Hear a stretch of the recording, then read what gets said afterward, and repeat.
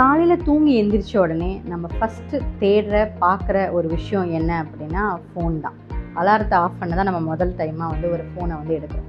அப்படி ஃபோனை எடுத்த உடனே அலாரத்தை ஆஃப் பண்ண உடனே ஃபஸ்ட் இன்றைக்கி என்ன நோட்டிஃபிகேஷன் வந்திருக்கு அப்படின்னு சொல்லிட்டு ஒரு ஆப்பாக போய் செக் பண்ணுவோம். வாட்ஸ்அப், இன்ஸ்டா, யூடியூப், இன்னும் வேறு என்னென்ன ஆப் இருக்கோ எல்லா ஆப்பையும் நம்ம செக் பண்ணுவோம். செக் பண்ணிவிட்டு என்னடா டைம் அப்படின்னு பார்க்கும்போது ஒரு அரை மணி நேரமோ இல்லை 1 மணி நேரமோ எப்படி போச்சுன்னே நமக்கு தெரியாமல் ஆகிடும். அப்போது ஒரு பதட்டம் நமக்கு வரும். ஐயோ டைம் ஆகிடுச்சு, நான் ஆஃபீஸுக்கு கிளம்பணுமேன்னு சொல்லிட்டு ஒரு பதட்டத்தோடு அந்த டேவை ஸ்டார்ட் பண்ணுவீங்க. இந்த மாதிரி உங்களோட டே பதட்டத்தோடு ஸ்டார்ட் பண்ணுறீங்களா? காலையில் எந்திரிச்சோடனே இந்த பதட்டத்தோடு ஸ்டார்ட் பண்ணும்பொழுது அந்த ஹோல் டேவுமே பயங்கர எக்ஸாஸ்டடாக இருக்கும்.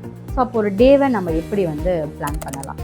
எனக்கு ப்ரொடக்டிவாக இருக்கணும், ரொம்ப ஒரு பீஸ்ஃபுல்லான ஒரு டேவாக எனக்கு இருக்கணும் அப்படின்னா ஃபஸ்ட் நீங்கள் தூங்கி எந்திரிச்சோடனே ஒரு வேளை அலாரத்தை ஃபோனில் தான் ஆஃப் பண்ணணும் அப்படின்னா அலாரத்தை ஆஃப் பண்ண உடனே அந்த ஃபோனை எடுத்து ஓரமாக வச்சுடுங்க.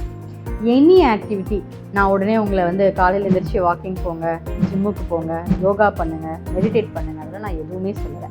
உங்களுக்கு எந்த விஷயத்தை பண்ணால் ரொம்ப பிடிக்குமோ தயவு செஞ்சு ஃபோன் கிடையாது, ஃபோனை தவிர்த்து ஃபார் எக்ஸாம்பிள் எழுததாக இருக்கலாம், இல்லை ஒரு விஷயத்தை வரையறதாக இருக்கலாம். எனக்கு ரொம்ப போர் அடிக்குது அப்படின்னா என்னோடய ரூமை க்ளீன் பண்ணுறதுக்கு நான் போயிடுவேன். ஸோ எனிதிங் உங்களுக்கு எது ரொம்ப ஹாப்பினஸை கொடுக்குதோ அதை பண்ணுங்கள். அதே மாதிரி ஒரு 5 நிமிஷம் உட்காந்துட்டு இல்லை பெட்லேயே தான் உங்களால் படுக்க முடியுது அப்படின்னா இன்றைக்கி என்ன பண்ணலாம் அப்படின்றத எழுத ஆரம்பிங்க.